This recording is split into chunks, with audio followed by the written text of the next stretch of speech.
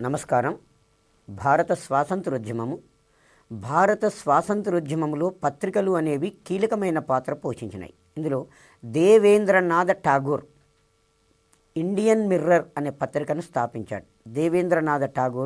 Indian mirror అనే పత్రికను స్థాపించాడు. శిశిర కుమార్ ఘోష్ అమృత బజార్ అనే పత్రికను స్థాపించాడు. అమృత బజార్ అనే పత్రికను స్థాపించాడు. బంకిం చంద్ర చటర్జీ బంగోదర్శన్ అనే పత్రికను స్థాపించాడు. బంగోదర్శన్ అనే పత్రికను స్థాపించాడు. G Subrahmanyam Iyer, M Veera Raghavachari the Hindu, స్వదేశీ అనే పత్రికలను స్థాపించారు. తిలక్ బాలగంగాధర తిలక్ కేసరి మరాఠీ అనే పత్రికలను స్థాపించారు. బాలగంగాధర్ తిలక్ స్థాపించాడు.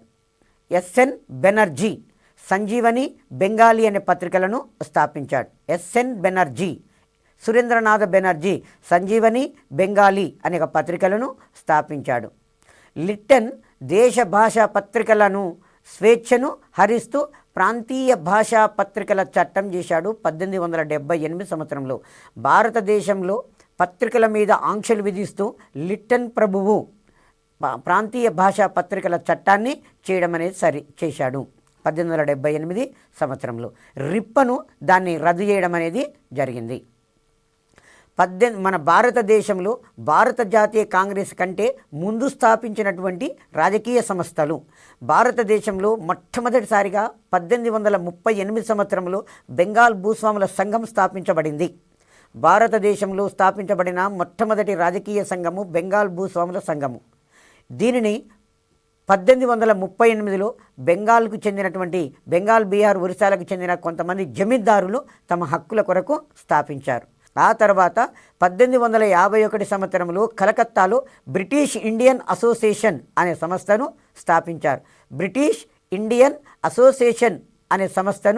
స్థాపించారు. దీనిని దేవేంద్రనాథ ఠాగూర్ మరికొందరు కలిసి ఈ సంస్థను స్థాపించడం అనేది జరిగింది. 1866 సంవత్సరంలో దాదాబాయి నౌరోజీ మొదటి భారత రాజకీయ సంఘాన్ని లండన్లో స్థాపించాడు.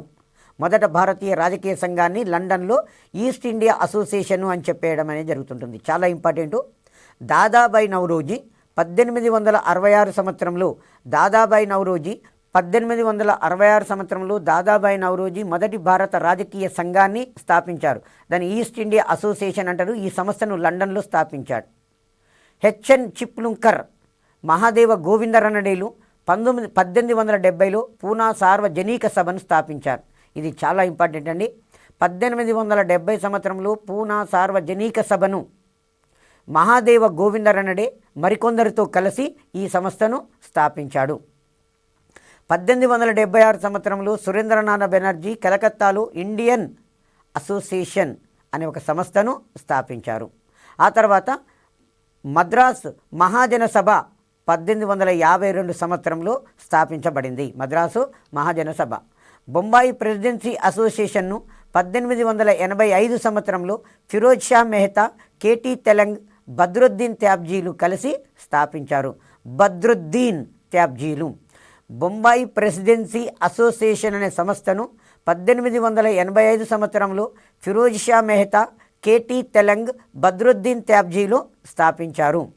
ఆ తర్వాత 1885 సంవత్సరంలో ఏఓ హ్యూమ్ భారత జాతీయ కాంగ్రెస్ను స్థాపించారు. ఎందుకంటే భారతదేశంలో వివిధ పట్టణాలలో వివిధ రాజకీయ సంఘాలు స్థాపించబడి బ్రిటిష్ వారికి వ్యతిరేక ఉద్యమాలు నిర్వహిస్తున్నాయి.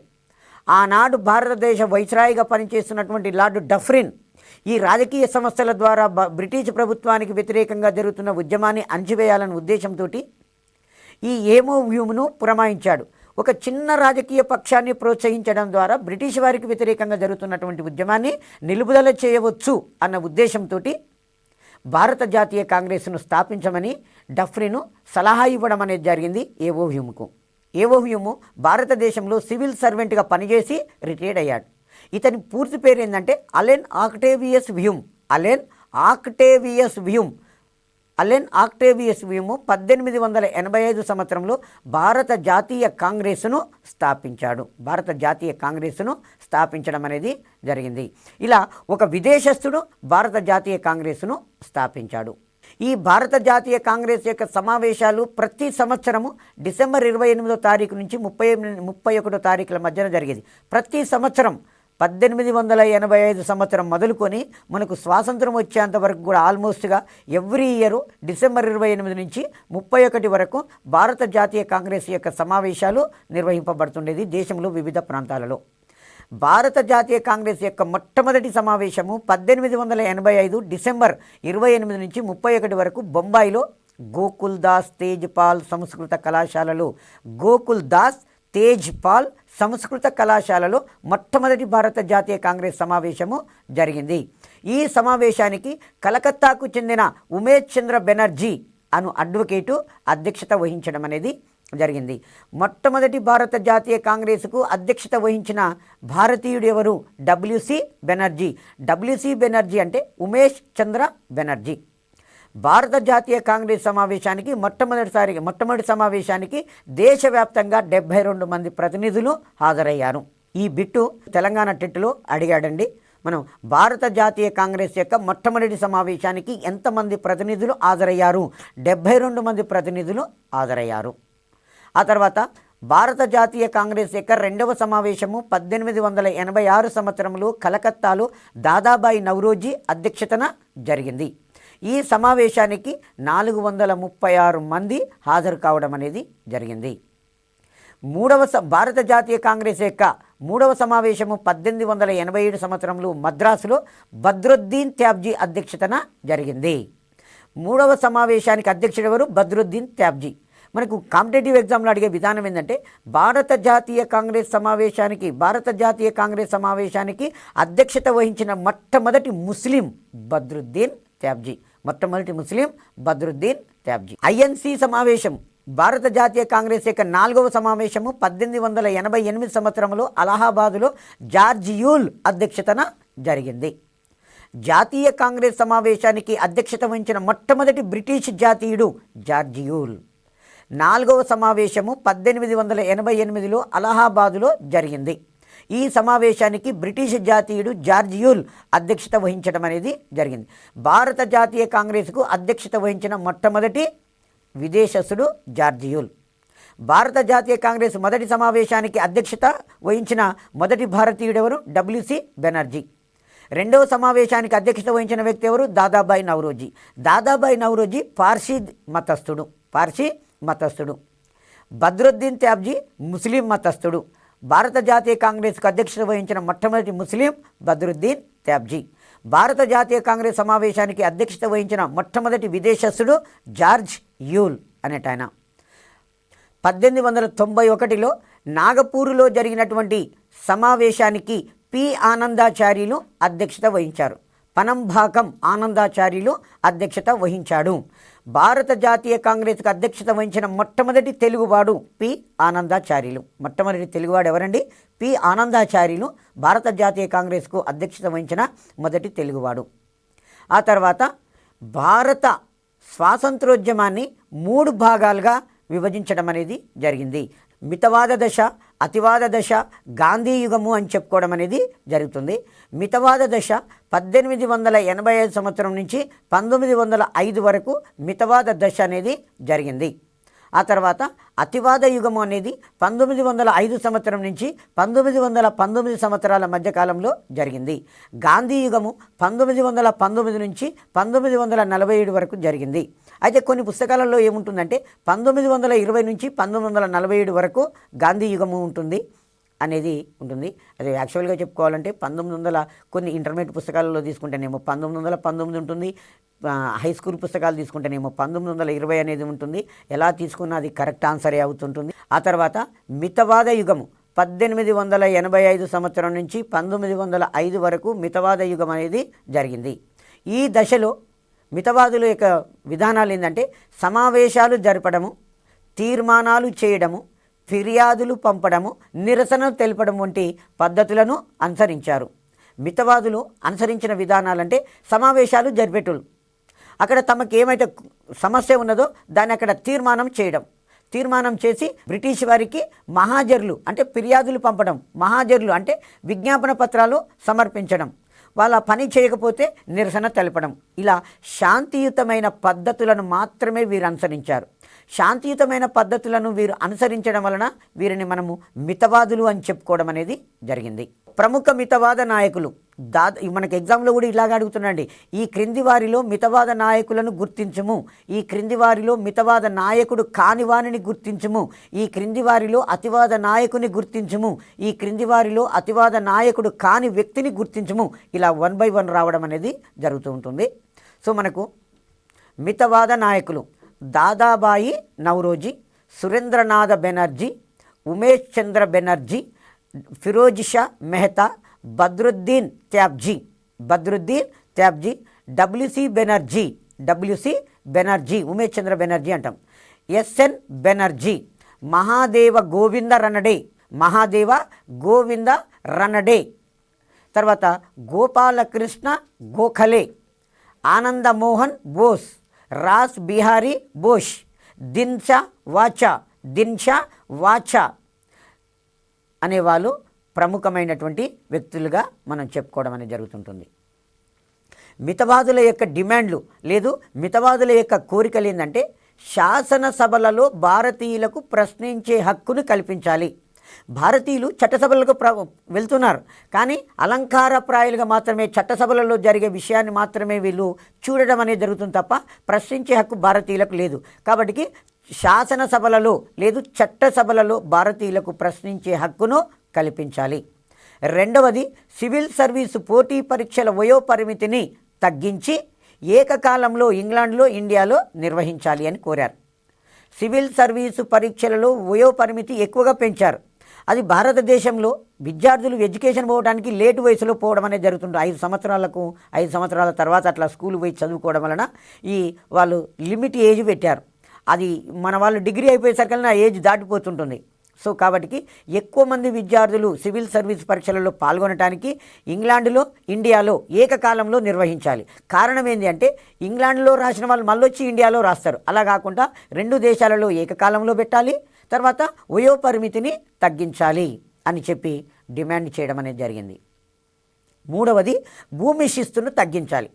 బ్రిటిష్ వారు ఏం చేశారు, భూమి శిస్తును ఎక్కువగా పెంచి వసూలు చేస్తున్నారు. కాబట్టి రైతులు ఇబ్బంది పడుతున్నారు. కాబట్టి భూమి శిస్తును తగ్గించాలి. సైన్యానికి అయ్యే ఖర్చును తగ్గించాలి. ఇవి వీరి యొక్క డిమాండ్లు. శాసనసభలలో ప్రశ్నించే హక్కు భారతీయులకు కల్పించాలి. సివిల్ సర్వీసు పరీక్షలలో వయోపరిమితిని తగ్గించాలి. ఏకకాలంలో ఇండియా ఇంగ్లాండ్లలో నిర్వహించాలి. భూమి శిస్తును తగ్గించాలి. సైన్యానికి అయ్యే వ్యయాన్ని ఖర్చును తగ్గించాలి అని చెప్పడం అనేది జరిగింది. ఆ తర్వాత ప్రార్థన, అభ్యర్థన, నిరసన అనే ఉపాయాల ద్వారా ఈ మితవాదులు తమ పోరాటాన్ని కొనసాగించారు. మితవాదుల యొక్క ఏ విధానం ద్వారా మితవాదులు పోరాటం చేశారంటే ప్రార్థన, అభ్యర్థన, నిరసన అనే విధానాల ద్వారా చేశారు. మితవాద నాయకులలో మరో ప్రముఖమైన వ్యక్తి దాదాబాయి నౌరోజీ డ్రైన్ సిద్ధాంతం అనే దానిని రచించాడు. Dadabhai Naoroji grand old man of India అని దాదాబాయి నౌరోజీని పిలుస్తాం. ఇతను డ్రైన్ సిద్ధాంతం అనే దానిని ప్రచురించారు. డ్రైన్ సిద్ధాంతాన్ని ప్రచురించి భారతదేశంలో ఉన్నటువంటి సంపదను బ్రిటిష్ వారు ఏ విధంగా తమ మాతృదేశానికి తరలించుకొని పోతున్నారో అందులో వివరించి చెప్పడం అనేది జరిగింది. ఆ తర్వాత దాదాబాయి నౌరోజీకి ఏమని బిరుదుందండి, grand old man of India. ఇది చాలాసార్లు జీకే లెవెల్లో సబ్జెక్టు పరంగానే కాకుండా జీకే లెవెల్లో కూడా అడుగుతున్నటువంటి bit. So grand old man of India అని ఎవరిని పిలుస్తాం, దాదాబాయి నౌరోజీని. తెలుగులోనైతేనేమో భారతదేశ కురువృద్ధుడు అని చెప్పేస్తాం. డ్రైన్ సిద్ధాంతాన్ని ప్రచురించాడు. ఆ తర్వాత మితవాద నాయకులు 1906లో మహారాష్ట్రలో ఒక శక్తివంతమైనటువంటి స్వదేశీ ఉద్యమాన్ని నిర్వహించారు.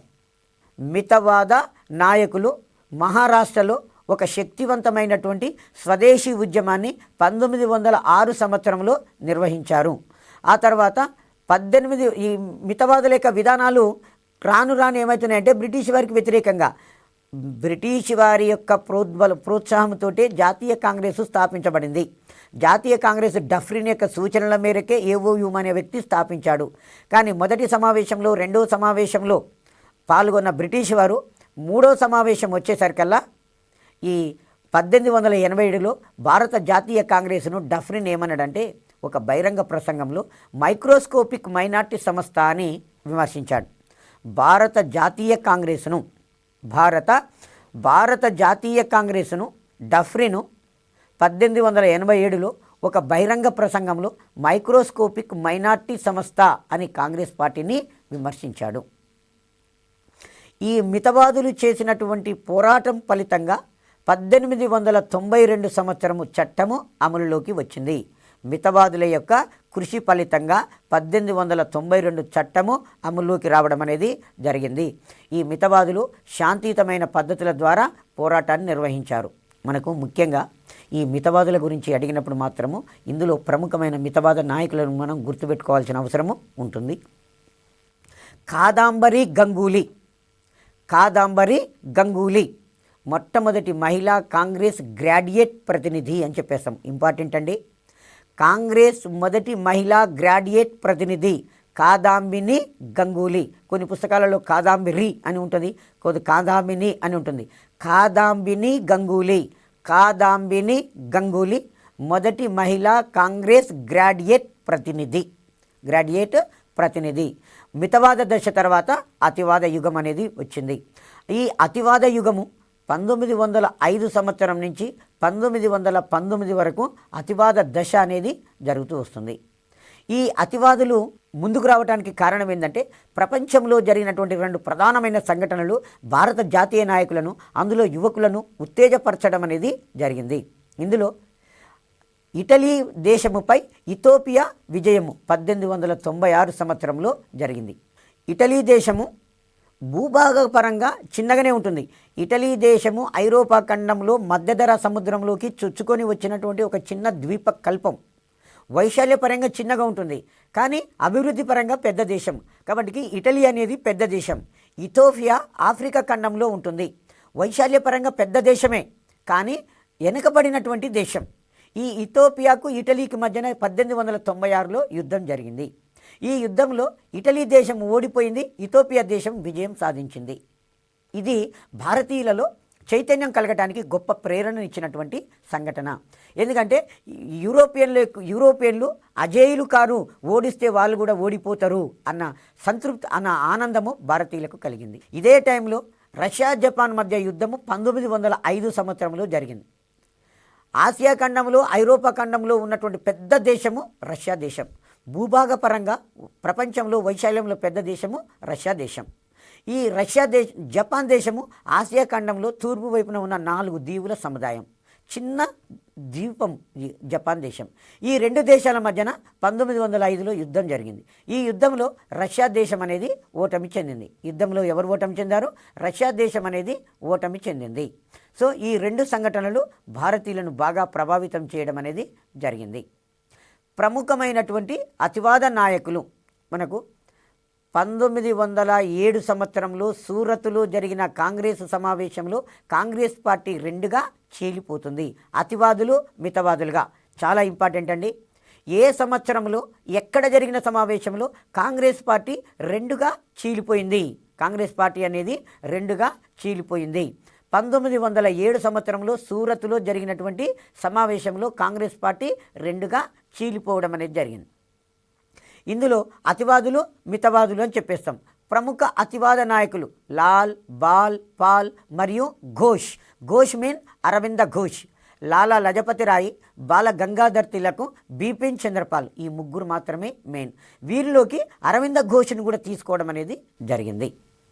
ఆ తర్వాత ఈ అతివాద నాయకులలో ప్రముఖుడు ఎవరు అంటే బాల గంగాధర్ తిలక్. ఈయనను ఇండియన్ అన్రెస్ట్ అని పిలుస్తారు. బాల గంగాధర్ తిలక్ ప్రముఖ అతివాద నాయకుడు. ఇండియన్ అన్రెస్ట్ అంటే భారత అశాంతి జనకుడు అని పిలుస్తాం. అతివాద నాయకులలో అగ్రగణ్యుడు బాల గంగాధర్ తిలక్. ఈ బాల గంగాధర్ తిలక్ 1856 సంవత్సరంలో మహారాష్ట్రలో రత్నగిరి జిల్లాలో జన్మించాడు.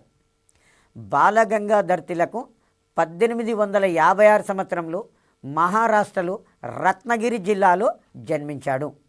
ఆ తర్వాత మరాఠీ పత్రికను, కేసరి పత్రికలను స్థాపించాడు. తిలక్ ప్రారంభించిన పత్రికలు వెరీ మోస్ట్ ఇంపార్టెంట్ అండి. మరాఠీ పత్రికను ఇంగ్లీషు భాషలో ఈయన స్థాపించాడు. కేసరి పత్రికనేమో మరాఠీ భాషలో స్థాపించాడు. కేసరి మరాఠీ కేసరి పత్రికలను తిలక్ ప్రారంభించాడు. తర్వాత ఈ బాలగంగాధర్ తిలక్ హిందువుల మధ్య ఐక్యతను తీసుకొని రావటానికి, ముఖ్యంగా భారతీయులలో జాతీయ చైతన్యాన్ని పెంపొందించడం కొరకు ఈయన గణేష్ ఉత్సవాలను, శివాజీ ఉత్సవాలను ప్రారంభించాడు. భారతదేశ చరిత్రలో మొట్టమొదటిసారిగా భారతీయులలో స్వాతంత్ర కాంక్ష రగులు కొల్పడము, భారతీయులలో ఒక ఐక్యత భావాన్ని తీసుకొని రావడం కొరకు గణేష్ ఉత్సవాలను 1893 సంవత్సరంలో ప్రారంభించాడు. శివాజీ ఉత్సవాలను 1895 సంవత్సరంలో ప్రారంభించడం అనేది జరిగింది. ఆ తర్వాత 1896 సంవత్సరంలో మహారాష్ట్రలో క్షామము సంభవించినప్పుడు భూమి శిస్తు చెల్లింపు నిరాకరణ ఉద్యమాన్ని నడిపి 18 నెలలు అరెస్టు కావడం అనేది జరిగింది. భారత స్వాతంత్రోద్యమ కాలంలో మొట్టమొదటిసారిగా అరెస్టు కాబడిన వ్యక్తి బాలగంగాధర్ తిలక్. భారత జాతీయోద్యమాన్ని ప్రజల ముంగిట్లోకి తీసుకొని పోయినటువంటి మొదటి వ్యక్తి తిలక్. అతివాదుల కాలంలో కేవలము సమావేశాలు జరపడము, తీర్మానాలు చేయడము, మహాజర్లు సమర్పించడము, ప్రార్థన, అభ్యర్థన, నిరసన అనే ఉపాయాల ద్వారానే ఉండేది. తిలక్ మితవాదుల యొక్క పద్ధతులను ఏమంటారంటే, సంవత్సరానికి ఒకసారి ఒక దగ్గర చేరి కప్పల వలె బెకబెకలాడితే స్వాతంత్రం రాదు. సంవత్సరానికి ఒకసారి ఒక దగ్గర చేరి కప్పల వలె బెకబెకలాడితే స్వాతంత్రము రాదు, ఉద్యమము చేయాలి అని ఈయన గట్టి ఉద్యమం చేయాలని పిలుపునివ్వడం అనేది జరిగింది. 1896 సంవత్సరంలో మహారాష్ట్రలో క్షామం సంభవించింది. ఆ టైంలో భూమి శిస్తు చెల్లింపు నిరాకరణ ఉద్యమాన్ని నిర్వహించాడు తిలక్. ఆ ఉద్యమం సందర్భంగా తిలక్ను అరెస్ట్ చేసి 18 నెలలు జైలు శిక్ష విధించడం అనేది జరిగింది. 1905 సంవత్సరంలో బెనారస్లో జరిగిన కాంగ్రెస్ సమావేశంలోకి పోయి భిక్షమెత్తగడము కాదు శివమెత్తాలి అని చెప్పేశాడు.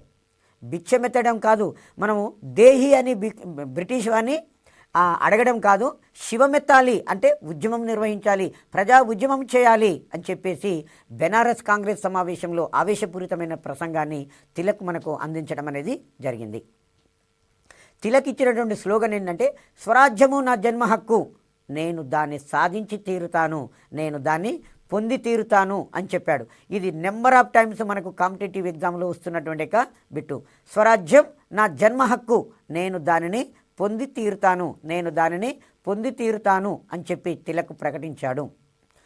వందే మాతర ఉద్యమ కాలంలో 1908 సంవత్సరంలో అరెస్ట్ చేసి బర్మాలోని మాండలే జైలుకు తరలించారు. బర్మా దేశంలోని మాండలే జైలుకు ఈయనను తరలించడం అనేది జరిగింది. ఇంతకుముందు 1896లో భూమి శిస్తు చెల్లింపు నిరాకరణ ఉద్యమ కాలంలో అరెస్ట్ చేసి 18 నెలలు జైలు పెట్టారు. ఆ తర్వాత వందే మాతర ఉద్యమం నిర్వహిస్తున్నాడు మహారాష్ట్ర ప్రాంతంలో. వందే మాతర ఉద్యమం, అసలు వందే మాతర ఉద్యమం ఏంటంటే బెంగాల్ను విభజించినందుకు నిర్వహింపబడిన ఉద్యమము వందే మాతర ఉద్యమం. ఈ వందే మాతర ఉద్యమ కాలంలో 1908 సంవత్సరంలో అరెస్ట్ చేసి 6 సంవత్సరాల కఠిన కారాగార శిక్ష విధించి బర్మా దేశంలోని మాండలే జైలుకు తరలించడం అనేది జరిగింది. ఆ తర్వాత 1914 సంవత్సరంలో విడుదలయ్యాడు. అప్పటికి మనకు మొదటి ప్రపంచ యుద్ధం ప్రారంభమైంది. 1914 నుంచి 1918 సంవత్సరాల మధ్యకాలంలో మొదటి ప్రపంచ యుద్ధం అనేది జరుగుతుంది. ఈ మొదటి ప్రపంచ యుద్ధ కాలంలో బ్రిటిష్ వారు ప్రపంచ రాజ్యాల ప్రజాస్వామ్యాన్ని కాపాడడం కొరకే మేము ఈ యుద్ధం చేస్తున్నామని ప్రకటిస్తే, ఈ యుద్ధం అయిపోయిన తర్వాత అధినివేశ ప్రతిపత్తి భారతదేశానికి ఏమైనా కల్పిస్తారన్న ఉద్దేశంతో తిలక్ ఏమన్నాడంటే, మొదటి ప్రపంచ యుద్ధంలో భారతీయులు అందరూ కూడా బ్రిటిష్ వారికి సహకారం అందించండి ఏ రూపంగానైనా అని చెప్పడం జరిగింది. అంటే ఈ సైన్యంలో చేరి యుద్ధం చేయడం కానీ, ఆ తర్వాత ఈ సైనికానికి ఏ రకంగా ఉపయోగపడినా పర్వాలేదని చెప్పి మొదటి ప్రపంచ యుద్ధంలో బ్రిటిష్ వారికి మద్దతు ప్రకటించాడు తిలక్. అనిబిసెంట్తో కలిసి 1916 సంవత్సరంలో హోమ్ రూల్ ఉద్యమాన్ని నడిపాడు. ఈ హోమ్ రూల్ ఉద్యమాన్ని మహారాష్ట్ర ప్రాంతంలో పూణే, మహారాష్ట్ర, కర్ణాటక యొక్క ఉత్తర ప్రాంతాలలో ఈయన హోమ్ రూల్ ఉద్యమాన్ని నిర్వహించాడు తిలక్. ఆ తర్వాత ఆర్కిటిక్ హోమ్ ఆఫ్ ది ఆరియన్స్ అనే గ్రంథం రాశాడు. ఈ గ్రంథంలో ఆర్యుల యొక్క జన్మస్థలము ఆర్కిటిక్ ప్రాంతము అని చెప్పాడు. మరొక గ్రంథము గీతా రహస్యం అనే గ్రంథాలు రాశాడు. తిలక్ రచించిన గ్రంథాలు ఆర్కిటిక్ హోమ్ ఆఫ్ ది ఆరియన్స్, ఆ తర్వాత గీతా రహస్యం అనే గ్రంథాలను రచించాడు. తిలక్ లోకమాన్య అనే బిరుదును పొందాడు. తిలక్ లోకమాన్య అనే బిరుదును పొందడం అనేది జరిగింది. భారత అశాంతి జనకుడు అనే బిరుదు ఉంటుంది. మనకి ఇంతకుముందు లోకమాన్య అనే బిరుదును నెంబర్ ఆఫ్ టైమ్స్ అడుగుతున్నాడండి ఎగ్జామ్లో. తిలకు గల బిరుదేంది? లోకమాన్య. తిలక్ ఇచ్చినటువంటి స్లోగన్ ఏంది? స్వరాజ్యము నా జన్మ హక్కు, నేను దాన్ని సాధించి తీరుతాను, నేను దాన్ని పొందుతాను. ఈ 2 బిట్లు నెంబర్ ఆఫ్ టైమ్స్ కాంపిటేటివ్ ఎగ్జామ్లో వచ్చినవి. తిలకును భారత అశాంతి జనకుడు అని పిలుస్తారు. ఇండియన్ అన్రెస్ట్ అని చెప్పేస్తాం. ఫాదర్ ఆఫ్ ఇండియన్ అన్రెస్ట్ అని పిలవడం అనేది జరుగుతుంది. తర్వాత లాలా లజపతి రాయ్ పంజాబ్ రాష్ట్రానికి చెందినవాడు లాలా లజపతి రాయ్ 1866 సంవత్సరంలో జన్మించాడు. మాండలే జైలు శిక్ష కూడా అనుభవించాడు. స్వదేశీ ఉద్యమం అనేది నిర్వహించాడు. అంటే స్వదేశీ ఉద్యమ సమయంలో ఈయనను అరెస్ట్ చేసి మాండలే జైలుకు పెట్టారు. వందే మాతర ఉద్యమ కాలంలో ఇతనిని, అజిత్ సింగ్ను దేశం నుంచి బహిష్కరించడం అనేది జరిగింది. భారతదేశం వదిలి వెళ్ళిపోయాడు. 1914, 1919 సంవత్సరాల మధ్యకాలంలో అమెరికాలో గడిపాడు. ఎందుకంటే దేశం నుంచి బహిష్కరించారు ఈ వందే మాతర ఉద్యమం చేసినందుకు. అక్కడ హోమ్ రూల్ ఉద్యమాన్ని నిర్వహించడం అనేది జరిగింది. ఇక్కడ మనకి ఎగ్జామ్లో ఏమవుతాడంటే అమెరికాలో హోమ్ రూల్ ఉద్యమాన్ని ఎవరు నిర్వహించారు? లాలా లజపతి రాయ్ నిర్వహించాడు. అమెరికాకి ఎందుకు పోయాడు లాలా లజపతి రాయ్ అంటే లాలా లజపతి రాయ్ పంజాబ్లో వందే మాతర ఉద్యమాన్ని నిర్వహించాడు. లాలా లజపతి రాయ్ పంజాబ్లో వందే మాతర ఉద్యమాన్ని నిర్వహించినందుకు లాలా లజపతి రాయ్ని భగత్ సింగ్ యొక్క మేనమామ అజిత్ సింగ్లను భారతదేశం నుంచి బహిష్కరించారు. సో అలా లాలా లజపతి రాయ్ అమెరికాకు పోయి 1914, 1919 సంవత్సరాల మధ్యకాలంలో అక్కడ గడిపి హోమ్ రూల్ ఉద్యమాన్ని అక్కడ స్థాపించారు. ఆ తర్వాత 1920 సంవత్సరంలో కలకత్తా ప్రత్యేక కాంగ్రెస్ సమావేశానికి అధ్యక్షత వహించాడు. కాంగ్రెస్ యొక్క సమావేశము కలకత్తాలో ప్రత్యేకంగా 1920 సంవత్సరంలో సమావేశమైంది. ఆ సమావేశానికి ప్రత్యేక సమావేశానికి అధ్యక్షత వహించడం అనేది జరిగింది. 1928 సంవత్సరంలో సైమన్ కమిషను భారతదేశానికి వచ్చింది. ఈ సైమన్ కమిషన్ భారతదేశానికి వచ్చినప్పుడు సైమన్ కమిషన్కు వ్యతిరేక ఉద్యమానికి లాహోరులో నాయకత్వం వహించాడు. సైమన్ కమిషను లాహోరులో పర్యటించినప్పుడు ఆ కమిటీకి వ్యతిరేకంగా ఈయన ఉద్యమము నిర్వహించినప్పుడు సాండర్స్ అనే పోలీస్ అధికారి ఈయన మీద లాఠీ చార్జీ చేశాడు. ఆ లాఠీ దెబ్బలకు గురై ఇతను మరణించాడు. మరి సైమన్ కమిషన్కు ఎందుకు వ్యతిరేకంగా ఈయనలా ఉద్యమం చేశాడంటే జస్టిస్ సైమన్ ఆధ్వర్యంలో 1919 చట్టం యొక్క సంస్కరణలు భారతదేశంలో ఏ విధంగా అమలు జరుగుతున్నాయో తెలుసుకొని ఏదైనా మార్పులు ఉంటే సూచించమని సైమన్ కమిషన్ను బ్రిటిష్ ప్రభుత్వము 1927లో నియమిస్తుంది. ఈ కమిటీలో 7 సభ్యులు కూడా బ్రిటిష్ వారే. ఒక్క భారతీయునికి ఇందులో స్థానం ఉండదు. కాబట్టి భారత జాతీయ కాంగ్రెస్ భారత నాయకులు ఈ కమిటీని బహిష్కరించారు, సైమన్ గోపాక్ అని. ఇలా సైమన్ కమిషన్ 1928లో భారతదేశానికి వచ్చింది. ఈ కమిటీ లాహోరులో పర్యటించినప్పుడు కాంగ్రెస్ పార్టీ దీన్ని వ్యతిరేకిస్తుంది. కాబట్టి ఈ లాహోరులో సైమన్ కమిషన్ వ్యతిరేక ఉద్యమానికి లాలా లజపతి రాయ్ నాయకత్వం వహించాడు. సాండర్స్ అనే ఈ Lahore deputy police commissioner lathi charge చేశాడు ఇతని మీద. ఇతని యొక్క శరీరాన్ని బాగా కుళ్ళపొలవడం అనేది జరిగింది. హాస్పిటల్లో బెడ్ మీద పడుకోబెడితే అసలు దాదాపుగా శరీరం మొత్తం గాయాలయ్యాయి, లాఠీ దెబ్బలు తగిలినాయి. ప్రముఖులు పరామర్శించడానికి వచ్చినప్పుడు ఈయన పలికిన పదాలు ఏంటంటే, నాకు తగిలిన లాఠీ దెబ్బలు బ్రిటిష్ సామ్రాజ్య శవపేటికకు మేకులవుతాయి అని ప్రకటించాడు. నాకు తగిలిన లాఠీ దెబ్బలు బ్రిటిష్ సామ్రాజ్య శవపేటికలకు మేకులవుతాయి అని ప్రకటించడం అనేది జరిగింది. సో మరో ప్రముఖమైనటువంటి వ్యక్తి బిపిన్ చంద్రపాల్. బిపిన్ చంద్రపాలు 1858 సంవత్సరంలో జన్మించాడు. బిపిన్ చంద్రపాలు 1858 సంవత్సరంలో జన్మించాడు. అరవింద ఘోష్తో కలిసి వందే మాతరం పత్రికను నడిపాడు. అరవింద ఘోష్తో కలిసి వందే మాతరం అనే పత్రికను నడిపాడు. వందే మాతర ఉద్యమ కాలంలో ఆంధ్రదేశంలో టోటల్గా చెప్పుకోవాలంటే భారతదేశం మొత్తం కూడా పర్యటించాడు. ముఖ్యంగా దక్షిణ భారతదేశంలో పర్యటించాడు, ఆంధ్రలో పర్యటించడం. వందే మాతర ఉద్యమ కాలంలో ఆంధ్రలో పర్యటించిన ప్రముఖ అతివాద నాయకుడు బిపిన్ చంద్రపాల్. బిపిన్ చంద్రపాల్ అంటే ఆయన ఆంధ్రలో పర్యటించాడు. బిపిన్ చంద్రపాల్ బెంగాల్ డాంటన్ అని కీర్తించబడ్డాడు. బిపిన్ చంద్రపాల్ ఏమంటే బెంగాల్ డాంటన్ అని ప్రకటించడం అనేది, కీర్తించబడడం అనేది జరిగింది. ఆ తర్వాత మరో ప్రముఖమైన వ్యక్తి అరవింద ఘోష్. అరవింద ఘోష్ 1872 సంవత్సరంలో జన్మించాడు. మహామేధావి ఇతను. మహామేధావి. ఐసిఎస్ పరీక్ష పాస్ అయ్యి గుర్రపు స్వారీ చేయడము పరీక్షకు గైరాజరయ్యాడు. ఎందుకంటే గుర్రపు స్వారీ చేయడము ఈయనకి ఇష్టం లేదు, కాబట్టి గుర్రపు స్వారీ చేయడము నచ్చక ఉద్యోగాన్ని వదిలేశాడు. 1902 సంవత్సరంలో కలకత్తా అనుశీలన సమితి అని ఒక విప్లవ సంస్థ ప్రారంభకులలో ఇతను కూడా ఒకడు.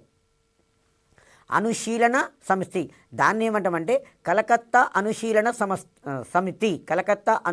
సమితి స్థాపకులలో అరవింద ఘోష్ ఒకరు. ఈ కలకత్తా అనుశీలన సమితిని 1902 సంవత్సరంలో ప్రారంభించారు. అరవింద ఘోష్ 1909 సంవత్సరంలో ఒక బాంబు కేసులో అరెస్ట్ అయ్యి విడుదలయ్యాడు. ఇదేంది అంటే అలీపూర్ కుట్ర కేసులో ఈయనను విరికించారు. అలీపూర్ అనేది ఇప్పుడు బంగ్లాదేశ్లో ఉన్నటువంటి ఒక గ్రామం పేరు అలీపూర్. అక్కడ ఈ అరవింద ఘోష్ యొక్క సోదరుడు మరికొంతమంది కలిసి ఏం చేశారు అంటే సాయుధ పోరాటం చేసి బ్రిటిష్ వారిని భారతదేశం మీద తరిమి కొట్టాలి, కాబట్టి బ్రిటిష్ ప్రభుత్వం మీద తిరుగుబాటు చేయాలంటే ఆయుధాలు కావాలి. సో కాబట్టి ఆయుధాలను సమకూర్చుకొని ఒక అలీపూర్ అనే ఒక గ్రామంలో తమ నివసిస్తున్నటువంటి ఒక ఇంట్లో దాచిపెట్టారు. ఒక దేశద్రోహి ఏం చేశాడంటే బ్రిటిష్ వారికి విషయం చెప్పాడు. ఒక దేశద్రోహి బ్రిటిష్ వారికి ఈ విషయం చెప్పడం వలన వాళ్ళు వచ్చి ఆయుధాలను పట్టుకున్నారు. అందులో సంబంధం లేకున్నా కానీ అరవింద ఘోష్ను ఈ కేసులో ఇరికించి బాగా ఇబ్బంది గురి చేస్తే చివరికి ఈ విసిగిపోయి రాజకీయాల నుంచి విరమించుకున్నాడు. 1910 సంవత్సరంలో రాజకీయాల నుండి విరమించుకొని 1910 సంవత్సరంలో పాండిచేరి చేరుకొని అరవింద యోగిగా స్థిరపడ్డారు. ప్రముఖ అతివాద నాయకునిగా ఉండి రాజకీయాల నుంచి విరమించుకొని పాండిచేరిలో ఆశ్రమం స్థాపించుకొని యోగిగా స్థిరపడిపోయాడు. ఈయనని అరవింద యోగి అంటాం. అరవింద యోగి ఆశ్రమము, పాండిచేరి ఆశ్రమం అని పిలవడం అనేది జరుగుతుంది. అరవింద ఘోష్ లైఫ్ డివైన్ అనే గ్రంథం రాశాడు. అరవింద ఘోష్ లైఫ్ డివైన్ అనే గ్రంథాన్ని రచించాడు. సావిత్రి యోగిగా ప్రసిద్ధి గ్రంథము అనేది కూడా మరొకటి రచించాడు. అతివాదుల ప్రధాన లక్ష్యం ఏంటంటే స్వరాజ్యం లేదా స్వాతంత్రం. ప్రధానంగా చెప్పుకోవాల్సింది అతివాదుల యొక్క ప్రధానమైన లక్ష్యం ఏంటంటే స్వరాజ్యము లేదా స్వాతంత్రము అని చెప్పుకోవడం అనేది జరుగుతుంది. ఆ తర్వాత ఈ 1909 చట్టం మింటో మార్లే సంస్కరణలు అంటాం. ఇది అతివాదులు సాధించినటువంటి ఘన విజయము. భారతదేశంలో బ్రిటిష్ పార్లమెంటు చేసినటువంటి చట్టాలన్నింటిలోకి ప్రధానమైనవి ఒక 3 చట్టాలు ఉన్నాయి. అందులో ఒకటి 1909 చట్టము, దీన్ని మింటో మార్లే సంస్కరణలు అంటాము. ఇది ముస్లింలకు ప్రత్యేక నియోజకవర్గాలను కేటాయించినటువంటి చట్టము. రెండవది 1919 చట్టము, దీన్ని మాంటేంగ్ చేమ్స్ఫర్డ్ సంస్కరణలు అంటాము. రాష్ట్రాలలో ద్వంద్వ ప్రభుత్వాన్ని ప్రవేశపెట్టిన చట్టము, రాష్ట్రాలకు స్వయం ప్రతిపత్తి కల్పించినటువంటి చట్టంగా చెప్పుకోవచ్చు. ఆ తర్వాత 1935 భారత ప్రభుత్వ చట్టం. ఈ 3 చట్టాలు కూడా అతి ముఖ్యమైనటువంటి చట్టాలు. అతివాదులు సాధించిన విజయం ఏంటంటే 1905లో చేసినటువంటి మింటో మార్లే సంస్కరణలే అతివాదులు సాధించినటువంటి ప్రధానమైన విజయాలు. అతివాదుల యొక్క ప్రధానమైన లక్ష్యం ఏంటంటే స్వరాజ్యం లేదా స్వాతంత్ర సముపార్జన. వందే మాతర ఉద్యమం 1905 సంవత్సరం నుంచి 1911 సంవత్సరాల మధ్యకాలంలో వందే మాతర ఉద్యమం అనేది జరిగింది. ఈ వందే మాతర ఉద్యమం మొదట మితవాదుల చేత మాత్రమే ప్రారంభమవుతుంది. వందే మాతర ఉద్యమాన్ని మొదట మితవాదులు అనే వాళ్ళు ప్రారంభించారు. 1905 సంవత్సరంలో భారతదేశ వైస్రాయి లార్డ్ కర్జిన్ బెంగాల్ అనే రాష్ట్రాన్ని విభజించినందుకు ఈ వందే మాతర ఉద్యమము ప్రారంభించబడింది. ఎగ్జామ్లు number of times all competitive ఎగ్జామ్లు అడుగుతున్న క్వశ్చన్ ఏంటంటే బెంగాల్ రాష్ట్రాన్ని ఎవరు విభజించారు? Lord Curzon విభజించాడు. బెంగాల్ రాష్ట్రము ఏ సంవత్సరంలో విభజించబడింది? 1905 సంవత్సరంలో విభజింపబడింది. లార్డ్ కర్జన్ 1905 సంవత్సరము జూన్ 20వ తారీఖు నాడు బెంగాల్ ప్రావిన్స్ను రెండుగా విభజిస్తున్నట్లుగా ఉత్తర్వులు జారీ చేయడం అనేది జరిగింది. మనకు కొత్త పుస్తకము న్యూ సిలబస్లో కొత్త పుస్తకం 8th క్లాస్ పుస్తకంలోకి పోయినట్లయితే న్యూ 8th క్లాస్ టెక్స్ట్ బుక్లో తీసుకున్నట్లయితే 1903 అని చెప్తాడు.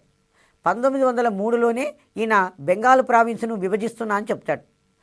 ఎప్పుడైతే 1903లో బెంగాల్ను విభజిస్తున్నా అంటాడో ఆ బెంగాల్ను విభజిస్తున్నందుకు మేము కూడా ఉద్యమం చేస్తున్నామని ఉద్యమాన్ని చేయడం అనేది జరుగుతుంది. ఆ తర్వాత 1905 జూన్ 20వ తారీఖు నాడు బెంగాల్ ప్రావిన్స్ను రెండుగా విభజిస్తున్నాను అని ఉత్తర్వులు జారీ చేయడం అనేది జరిగింది. ప్రకటించింది ఎప్పుడు? 1903లో. ఉత్తర్వులు ఎప్పుడు జారీ చేశాడు? 1905 జూన్ 20వ తారీఖు నాడు. ఈ బెంగాల్ను విభజిస్తున్నందుకు 1905 ఆగస్టు 7న విభజనకు వ్యతిరేకంగా ఉద్యమము ప్రారంభించబడింది. బెంగాల్ను విభజించినందుకు ప్రారంభించబడిన ఉద్యమం వందే మాతర ఉద్యమం అని చెప్పేస్తాం. బెంగాల్ విభజన 1905 అక్టోబర్ 16వ తారీఖు నాడు అమల్లోకి వచ్చింది. ఆ రోజు బెంగాల్లో ఉన్నటువంటి కలకత్తాలో ఉన్నటువంటి జాతీయవాదులందరూ కూడా కలిసి కలకత్తాలో ఉన్నటువంటి ఒక టౌన్ హాల్లో సమావేశమయ్యారు. ఈ సమావేశమయ్యి ఆ రోజును సంతాప దినంగా భావించాలి అని ప్రకటించారు. సంతాప దినంగా పాటించాలి అని ప్రకటించారు. సురేంద్రనాథ బెనర్జీ, ఆనంద్ మోహన్ బోస్ మొదలైన మితవాద నాయకుల నాయకత్వంలో ఈ ఉద్యమం అనేది ప్రారంభమయ్యి క్రమంగా అతివాదుల చేతుల్లోకి పోవడం అనేది జరిగింది. ఎప్పుడైతే బెంగాల్ అనే ప్రాంతము అమల్లోకి విభజన అనేది అక్టోబర్ 16వ తారీఖు నాడు అమల్లోకి వచ్చిందో అదే రోజు బెంగాల్ టౌన్ హాల్లో సమావేశమైన ప్రజలు ఉత్త పాదాలతోటి అంటే చెప్పులు లేకుండా చెప్పులు విడిచేసి గంగానది వరకు నడుచుకుంటూ పోయి ఆ గంగానదిలో స్నానం చేసి రవీంద్రనాథ్ ఠాగూర్ యొక్క సూచనల మేరకు ఒకరికి ఒకరు రాఖీలు కట్టుకున్నారు. నీవు నాకు రక్ష, నేను నీకు రక్ష, మనిద్దరము దేశానికి రక్ష అని చెప్పేసి ఒకరికొరకు రాఖీలు కట్టుకొని వందే మాతర గేయము పాడుకుంటూ వచ్చారు. వందే మాతర గేయంను బంకిం చంద్ర చటర్జీ ఆనంద్ మఠ్ నవలలో రాయడం అనేది జరిగింది. ఈ వందే మాతర ఉద్యమము జాతీయ కాంగ్రెస్ నాయకత్వంలో సాగింది. మొట్టమొదటి ప్రజా ఉద్యమంగా చెప్పడం అనేది జరిగింది. అంతకుముందు ఎవరు చేశారు అంటే చదువుకున్నటువంటి వ్యక్తులు ఏదో ఉద్యమం చేస్తున్నామన్నట్టుగా చేసేది. కానీ మొట్టమొదటి ప్రజా ఉద్యమం ఏంటంటే వందే మాతర ఉద్యమం. భారత స్వాతంత్ర సంగ్రామంలో సాగిన మొట్టమొదటి ప్రజా ఉద్యమము వందే మాతర ఉద్యమం. వందే మాతర ఉద్యమము ఎవరు ప్రారంభించారు? మితవాద నాయకులే ప్రారంభించారు. ఆ తర్వాత అది ఎవరి చేతిలోకి పోయింది? అతివాదుల చేతిలోకి పోయింది. వందే మాతర ఉద్యమము ఎందుకు ప్రారంభించబడింది? బెంగాల్ ప్రావిన్స్ను లార్డ్ కర్జన్ విభజించినందుకు వందే మాతర ఉద్యమము ప్రారంభించబడింది. వందే మాతర ఉద్యమం యొక్క ముఖ్య లక్ష్యం ఏంటి? ముఖ్యమైనటువంటి లక్షణము లేదా ప్రధానమైనటువంటి లక్ష్యం ఏంటి అంటే ఈ ఉద్యమ కాలంలో విదేశీ వస్తువులను బహిష్కరించాలి, స్వదేశీ వస్తువులను స్వీకరించాలి. వందే మాతర ఉద్యమం యొక్క ప్రధానమైన లక్ష్యం విదేశీ వస్తు బహిష్కరణ, స్వదేశీ వస్తు స్వీకరణ అనేది దీని యొక్క ఉద్దేశం. ఈ ఉద్యమంలో భాగంగానే బెంగాలు మచిలీపట్నాలలో జాతీయ కళాశాలలు అనేవి స్థాపించబడ్డాయి. ఈ ఉద్యమంలో భాగంగా బెంగాలు మచిలీపట్నాలలో జాతీయ కళాశాలలు అనేవి స్థాపించడం అనేది జరిగింది. ఈ ఉద్యమ కాలంలో రవీంద్రనాథ్ ఠాగూర్ రాసిన అమర్ సోనార్ బంగ్లా గీతము ఇది 1970-71 సంవత్సరంలో బంగ్లాదేశ్ విముక్తి పోరాటానికి స్ఫూర్తినిచ్చినటువంటి గీతము ఇప్పుడు స్వతంత్ర బంగ్లాదేశ్ యొక్క జాతీయ గీతంగా ఉన్నది. మనకు ఇది గతంలో కూడా ఒక ప్రీవియస్ కాంపిటేటివ్ ఎగ్జామ్లో అడిగిండు. బంగ్లాదేశ్ జాతీయ గీతం అమర్ సోనార్ బంగ్లా, బంగ్లాదేశ్ యొక్క జాతీయ గీతము అమర్ సోనార్ బంగ్లాను ఎవరు రాశారు అంటే రవీంద్రనాథ్ ఠాగూర్ రాశాడు. రవీంద్రనాథ్ ఠాగూర్ అంటే ఆయన అమర్ సోనార్ బంగ్లా అనే గీతాన్ని రాశాడు.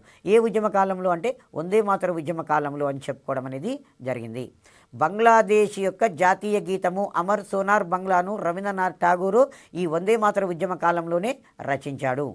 తర్వాత 1905 సంవత్సరంలో బెనారస్ కాంగ్రెస్కు గోపాలకృష్ణ గోఖలే అనేట ఆయన అధ్యక్షత వహించాడు. 1906లో కలకత్తా కాంగ్రెస్కు దాదాబాయి నౌరోజీ అధ్యక్షత వహించడం అనేది జరిగింది. 1907లో సూరత్ కాంగ్రెస్కు రాస్ బిహారీ ఘోష్ అని ఉంటుంది. రాస్ బిహారీ ఘోష్ అధ్యక్షత వహించడం అనేది జరిగింది. 1907లో సూరత్ కాంగ్రెస్కు రాస్ బిహారీ ఘోష్ అధ్యక్షత వహించాడు. రాస్ బిహారీ ఘోష్ అధ్యక్షత వహించడం అనేది జరిగింది. ఈ సమావేశంలోనే కాంగ్రెస్ పార్టీ మితవాదులు అతివాదులుగా చీలిపోవడం అనేది జరిగింది. ప్రఫుల్ల చంద్ర రాయ్ ఈయనను ప్రసిద్ధ బెంగాల్ స్వదేశీ కెమికల్ స్టోర్స్ అనేదాన్ని ఏర్పాటు చేశాడు. పిసి రాయ్ ప్రసిద్ధ బెంగాల్ స్వదేశీ కెమికల్ స్టోర్స్ అనే దానిని ఏర్పాటు చేయడం అనేది జరిగింది. 1907లో లాలా లజపతి రాయ్ అజిత్ సింగ్లను భారతదేశం నుంచి బ్రిటిష్ వారు బహిష్కరించారు. 1906 సంవత్సరంలో డిసెంబర్ 31న ఢాకా నగరంలో సలీముల్లా ఖాన్ కృషి ఫలితంగా ముస్లిం లీగ్ అనేది స్థాపించబడింది. ముస్లిం లీగు అనేది లార్డ్ మింటో ప్రోత్సాహంతో ఈ లార్డ్ కర్జన్ బెంగాల్ను విభజించాడు. కర్జన్ తర్వాత మింటో వస్తాడు. మింటో వచ్చి బెంగాల్ ప్రాంతంలో పర్యటిస్తాడు. బెంగాల్ ప్రాంతంలో పర్యటించి అక్కడ ఉన్నట్టు ముస్లింలను ఉద్దేశించి ప్రసంగిస్తూ ఏమో చెప్పాడు అంటే, మీరు ఈ హిందువులతోటి కలిసి ఉండలేరు, మీ కొరకు మాత్రమే ఈ బెంగాల్ ప్రాంతాన్ని మేము విభజించామని చెప్పేసి ఈయన ముస్లింలను తన వైపుకు తిప్పుకోవటానికి ప్రయత్నం చేస్తాడు. కాబట్టి మింటో ప్రోత్సాహంతో 1905 సంవత్సరంలో ఈ ముస్లిం లీగ్ అనే సంస్థ స్థాపించబడింది. 1905 సంవత్సరంలో లార్డ్ మింటో కృషి ఫలితంగా ఆగా ఖాన్ ఏం చేస్తాడంటే ఈ సంస్థను ముస్లిం లీగ్ అనే సంస్థను స్థాపించడం అనేది జరిగింది. ఆగా ఖాను మరికొంతమంది ఇందులో సభ్యులుగా ఉండడం అనేది జరుగుతుంది. ఆ తర్వాత మింటో మార్లే సంస్కరణలు ఇదే 1909 చట్టం అంటున్నాం. ఈ చట్టము ముస్లింలకు ప్రత్యేక నియోజకవర్గాలను కేటాయించి హిందువులను ముస్లింలను వేరువేరుగా చేయడం అనేది జరిగింది. బ్రిటిష్ వారి యొక్క విధానం ఏంటంటే విభజించు పాలించు అను విధానాన్ని వీరు అనుసరించడం అనేది జరిగింది.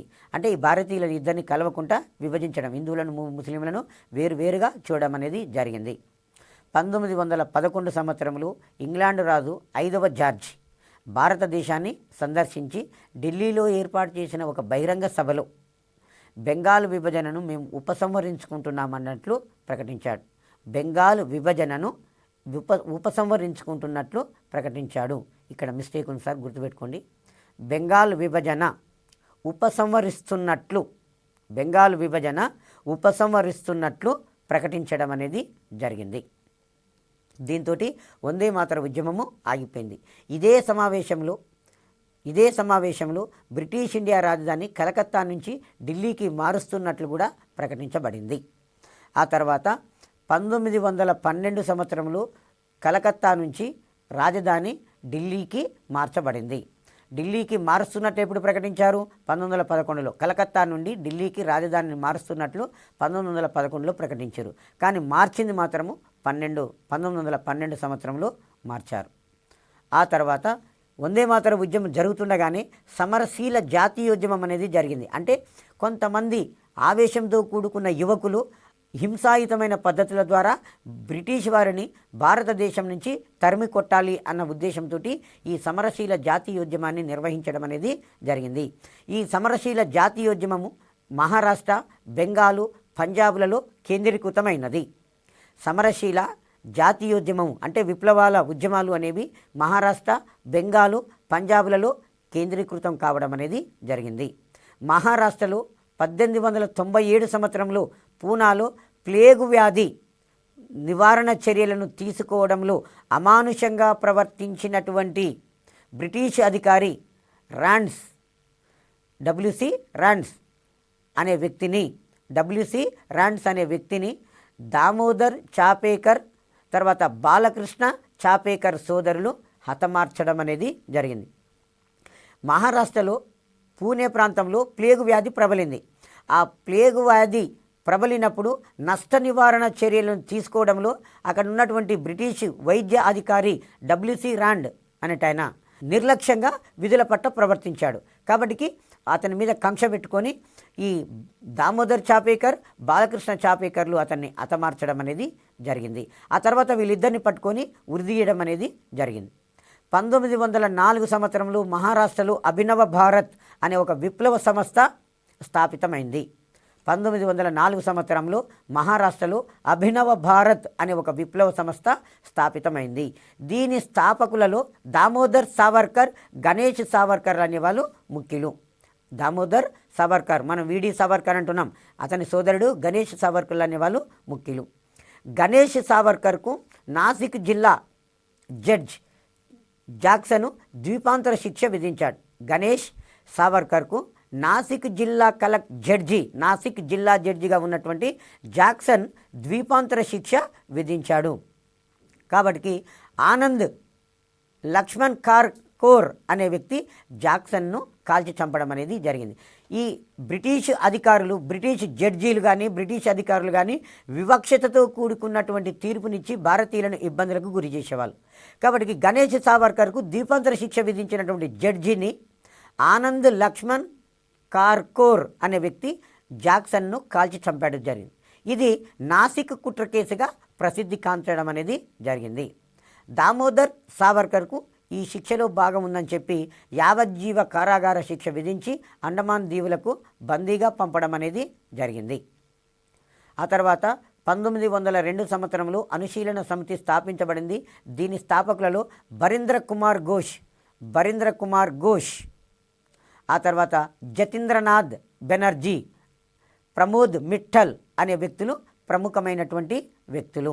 బరీంద్ర ఘోష్, జతీంద్రనాథ బెనర్జీ, ప్రమోద్ మిట్టల్ అనేవాళ్ళు ముఖ్యమైనటువంటి వ్యక్తులు. బరీంద్ర కుమార్ సారథ్యంలోని యుగాంతర్ ప్యాట్రిక్ బెంగాల్లో విప్లవోద్యమాన్ని ముందుకు తీసుకెళ్ళింది. యుగాంతర్ పాట్రిక్ బెంగాల్లో విప్లవోద్యమాన్ని ముందుకు తీసుకువెళ్ళడం అనేది జరిగింది. 1907లో బెంగాల్ లెఫ్టినెంట్ గవర్నర్ మీద హత్యాయత్నం అనేది జరిగింది. 1907 సంవత్సరంలో బెంగాల్ గవర్నర్ మీద హత్యాయత్నము జరిగింది. 1908 సంవత్సరంలో ఏప్రిల్లో ప్రఫుల్ల చాకి, ఖుదీరాం బోసులు అప్రియమైనటువంటి బ్రిటిష్ న్యాయమూర్తి కింగ్స్ఫోర్డ్ పోతున్నటువంటి వాహన శ్రేణి మీద బాంబులు వేయడం అనేది జరిగింది. అప్రియమైనటువంటి న్యాయమూర్తి పోతున్నటువంటి వాహన శ్రేణి మీద 1908 సంవత్సరం ఏప్రిల్లో ప్రఫుల్ల చాకి, ఖుదీరాం బోసులు అనే వాళ్ళు బాంబులు విసరడం అనేది జరిగింది. ఒక మహిళ చనిపోవడం అనేది జరిగింది. ఇందులో ఖుదీరాం బోసును ఉరి తీయడం అనేది జరిగింది. ఆ తర్వాత 1912లో భారతదేశ రాజధాని లేదు బ్రిటిష్ ఇండియా రాజధాని కలకత్తా నుండి ఢిల్లీకి మార్చారు. ఈ మార్చిన సందర్భంగా ప్రభుత్వ ఊరేగింపులో పాల్గొన్నటువంటి లార్డ్ హర్డింజ్ 1912లో ఢిల్లీలో ఏనుగుపై ఊరేగుతున్న నాటి వైస్రాయ్ లార్డ్ హర్డింజ్ పై రాస్ బిహారీ బోస్, సచిన్ సన్యాల్ అనే వాళ్ళు బాంబులు వేశారు. 1912లో ఢిల్లీలో ఏనుగుపై ఊరేగుతున్న నాటి వైస్రాయ్ లార్డ్ హర్డింజ్పై రాస్ బిహారీ బోస్, సచిన్ సన్యాదులు బాంబులు వేశారు. ఇందులో రాస్ బిహారీ బోసు జపాన్ దేశానికి పారిపోయి అక్కడే స్థిరపడిపోవడం అనేది జరిగింది. జపాన్ దేశపు యువతిని వివాహం చేసుకున్నాడు. నేతాజీ సుభాష్ చంద్రబోస్కు ఐఎన్ఏ స్థాపకులలో ఈయన ఒక్కొక్కనిగా సహాయపడడం అనేది జరుగుతుంది. పంజాబ్లో 1904లో జేఎం చటర్జీ భరత్ మాత సొసైటీ సంస్థను స్థాపిస్తారు. లండన్లో శ్యామ్జీ కృష్ణ శర్మ ఇండియన్ సోషియాలజిస్ట్ అనే ఒక పత్రికను నడపడం అనేది జరిగింది. లండన్లో శ్యామ్జీ కృష్ణ శర్మ ఇండియన్ సోషియాలజిస్ట్ అనే ఒక పత్రికను నడిపాడు. 1919లో మదన్ లాల్ డింగ్రా లండన్లోని ఇండియన్ ఆఫీస్ అధికారి కర్జన్ నైవేలిని కాల్చి చంపడం అనేది జరిగింది. శ్యామ్జీ కృష్ణవర్మ అనుచరులలో మేడం కామా ముఖ్యురాలు. ఈమె ఫ్రీ ఇండియా అనే ఒక సంస్థను స్థాపించడం జరిగింది. పంజాబ్ విప్లవకారులలో అమెరికాలో గద్దర్ పార్టీ రూపొందింది. గదర్ అంటే విప్లవం. గదర్ పార్టీ 1913 సంవత్సరంలో లాలా హన్స్రాజ్ గదర్ పార్టీని పంజాబ్ విప్లవకారులలో అమెరికాలో గదర్ పార్టీని రూపొందించారు. గదర్ అంటే ఏంటంటే తిరుగుబాటు లేదా విప్లవం. గదర్ పేరిట వీరు మొదట ఒక పత్రికను స్థాపించారు. ఇంగ్లీషు, ఉర్దూ, మరాఠీ, గురుముఖి భాషలలో వీళ్ళు దీన్ని స్థాపించారు. గదర్ అనేది మొదట ఒక పత్రిక. దీన్ని ఇంగ్లీషు భాషలో, ఉర్దూ భాషలో, మరాఠీ భాషలో, గురుముఖి భాషలలో ఈ పత్రికను స్థాపించారు. ఆ తర్వాత గదర్ పార్టీని లాలా హరిదయాల్ సోహన్ సింగ్ బక్నా, లాలా హర్దయాల్ సోహన్ సింగ్ బక్నాలు 1913 సంవత్సరంలో అమెరికా దేశంలోని శాన్ ఫ్రాన్సిస్కోలో దీన్ని స్థాపించారు. అమెరికా దేశంలోని శాన్ ఫ్రాన్సిస్కోలో ఈ గదర్ పార్టీని స్థాపించారు. గదర్ పార్టీలో చేరిన ఏకైక ఆంధ్రుడు దర్శి చెంచయ్య. మనం గదర్ పార్టీ ఏ సంవత్సరంలో స్థాపించబడింది? 1913 సంవత్సరంలో అమెరికా దేశంలోని 1913 సంవత్సరంలో అమెరికా దేశంలోని శాన్ ఫ్రాన్సిస్కోలో ఈ సంస్థను స్థాపించారు. గదర్ పార్టీలో చేరిన ఏకైక ఆంధ్రుడు ఎవరు అంటే దర్శి చెంచయ్య. గదర్ పార్టీని ఎవరు స్థాపించారు? లాలా హర్దయాల్ సోహన్ సింగ్ బక్నాలు గదర్ పార్టీని స్థాపించారు. ఈ జాతీయోద్యమంలో హోమ్ రూల్ ఉద్యమం. హోమ్ అంటే ఇల్లు, రూల్ అంటే పరిపాలన. భారతదేశాన్ని భారతీయులే పరిపాలించుకునేటట్టుగా శిక్షణ ఇవ్వడం అనేది జరిగింది. బ్రిటిష్ సామ్రాజ్యంలో అంతర్భాగంగా ఉంటూ భారతదేశానికి స్వపరిపాలన అందించడము ఈ లక్ష్యంగా ఈ హోమ్ రూల్ లీగును స్థాపించడం అనేది జరిగింది. ఈ హోమ్ రూల్ ఉద్యమాన్ని 1916 సంవత్సరంలో సెప్టెంబర్లో అనిబిసెంట్ హోమ్ రూల్ లీగును స్థాపించింది. ఈమె అఖిల భారత హోమ్ రూల్ లీగును మద్రాసులో స్థాపించింది. మనకు ఎగ్జామ్లో హోమ్ రూల్ లీగును ఎవరు స్థాపించారు లేదు హోమ్ రూల్ ఉద్యమాన్ని ఎవరు ప్రారంభించారంటే అనిబిసెంట్ పేరే చెప్పాలి. ఎందుకంటే ఇద్దరు స్థాపిస్తారు. బాలగంగాధర్ తిలక్ అనిబిసెంట్ ఇద్దరు కూడా ఈ ఉద్యమాన్ని స్థాపించడం అనేది జరిగింది. సో కాబట్టి హోమ్ రూల్ ఉద్యమాన్ని 1916 సెప్టెంబర్లో మద్రాసులో అనిబిసెంట్ స్థాపించింది. హోమ్ రూల్ అంటే స్వపరిపాలన అనే అర్థము. తిలక్ ఈ హోమ్ రూల్ లీగును మహారాష్ట్ర, కర్ణాటక ప్రాంతాలలో స్థాపించాడు. Home rule league Madras, Annie Besant స్థాపించినటువంటి లీగు మద్రాసు, బీహారు, బెంగాలు, సంయుక్త రాష్ట్రాలలో సింధువుల వరకు కూడా దాదాపు భారతదేశం మొత్తం కూడా వ్యాపించింది. G S Arundale, C P Ramaswami, G S Iyer, B P వాడియాలు ఈమె యొక్క ముఖ్యమైనటువంటి అనుచరులు. అనిబిసెంట్ యొక్క ముఖ్యమైనటువంటి అనుచరులు. అనిబిసెంట్ న్యూ ఇండియా కామన్వీల్ అనే పత్రికలను స్థాపించింది. ఈ అనిబిసెంట్ సేవలకు గుర్తింపుగాను ఈమెను 1917 సంవత్సరంలో కలకత్తాలో జరిగిన కాంగ్రెస్ సమావేశానికి అధ్యక్షురాలుగా ఎన్నుకోవడం అనేది జరిగింది. సో కాబట్టి భారత జాతీయ కాంగ్రెస్కు అధ్యక్షత వహించినటువంటి మొట్టమొదటి మహిళ అనిబిసెంట్. భారత జాతీయ కాంగ్రెస్ సమావేశానికి అధ్యక్షత వహించిన మొట్టమొదటి మహిళ ఎవరు అంటే అనిబిసెంట్ జాతీయ కాంగ్రెస్కు అధ్యక్షత వహించిన మొట్టమొదటి మహిళ. 1916 సంవత్సరంలో కాంగ్రెస్ సమావేశము లక్నోలో జరిగింది. లక్నోలో జరిగిన సమావేశంలో అనిబిసెంట్ కృషి ఫలితంగా మితవాదులు, అతివాదులు ఒకటిగా కలిసిపోవడం అనేది జరిగింది. తిలక్, అనిబిసెంట్ల యొక్క కృషి ఫలితంగా 1916లో కాంగ్రెస్, ముస్లిం లీగ్ల మధ్య కూడా ఒక ఒప్పందం అనేది జరిగింది. ఫస్ట్ అతివాదులు, మితవాదులు ఏ సమావేశంలో ఒకటిగా కలిశారు? 1916లో లక్నోలో జరిగిన కాంగ్రెస్ సమావేశంలో రెండు కాంగ్రెసులు విలీనమైనవి. ముస్లిం లీగు, కాంగ్రెస్ పార్టీ కలిసి రెండు కూడా పోరాటం చేయాలని నిర్ణయం తీసుకోవడం అనేది జరిగింది. మాంటేగు చేమ్స్ఫర్డ్, నాటి భారత రాజ్య కార్యదర్శి మాంటేగ్, నాటి భారత వైస్రాయ్ చేమ్స్ఫర్డ్ అనే ఇద్దరు వ్యక్తులు కలిసి 1919 చట్టాన్ని రూపొందించడం అనేది జరిగింది.